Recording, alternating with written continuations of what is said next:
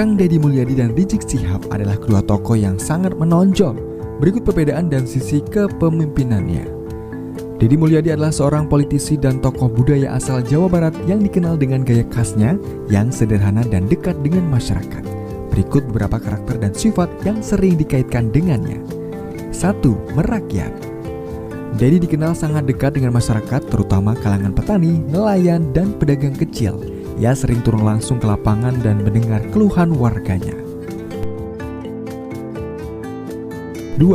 Peduli sosial. Ia aktif dalam berbagai kegiatan sosial, membantu warga yang membutuhkan, dan sering memberikan solusi langsung terhadap permasalahan yang mereka alami. 3. Berjiwa budaya. Sebagai mantan Bupati Purwakarta, ia sangat mencintai budaya Sunda dan berupaya melestarikannya, baik dalam gaya kepemimpinannya maupun kebijakan-kebijakannya.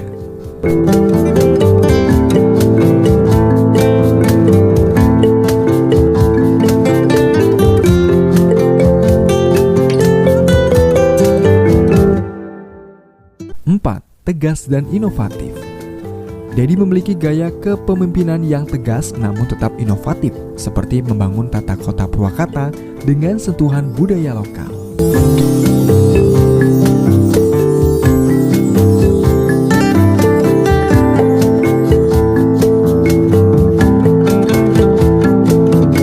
5. Komunikatif dan apa adanya.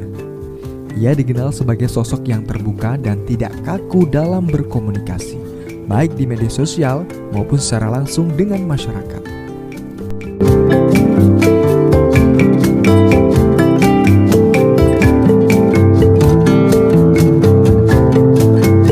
6. Visioner.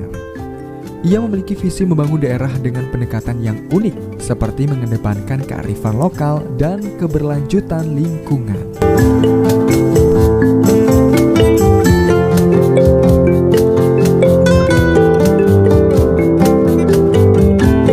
Dan berikut tentang kepemimpinan Rizik Syihab dalam FPI. Rizik Syihab adalah tokoh yang kontroversial sehingga pandangan terhadap dirinya sangat beragam. Ada yang menganggapnya sebagai pemimpin berani yang memperjuangkan Islam, tetapi ada juga yang mengkritik sikap dan tindakannya. Beberapa kritik dan kontroversi yang sering dikaitkan dengannya antara lain: 1. Retorika yang provokatif. Pernyataannya seringkali keras dan dianggap bisa memecah belah masyarakat, terutama dalam isu-isu politik dan agama.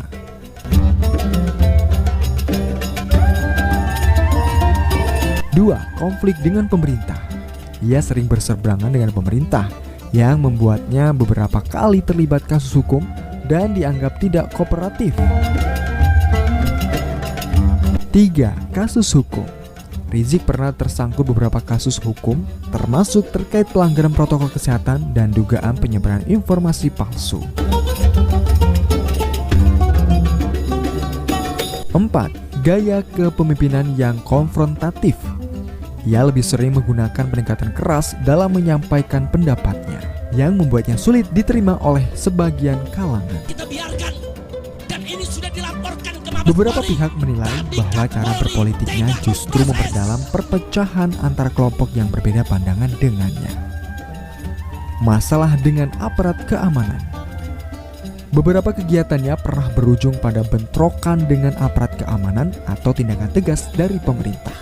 Namun, pandangan tentang Rizik Syihab sangat tergantung pada perspektif masing-masing orang.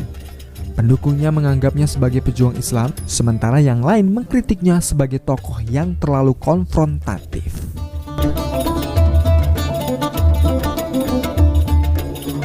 Saya akan gerakan semua para habaib, para kiai, para ustaz, pondok pesantren, majelis taklim. Aku Indonesia dengan seluruh tumpah darahku. Di sini aku berdiri, di sini aku berjanji, di sini aku mengabdi.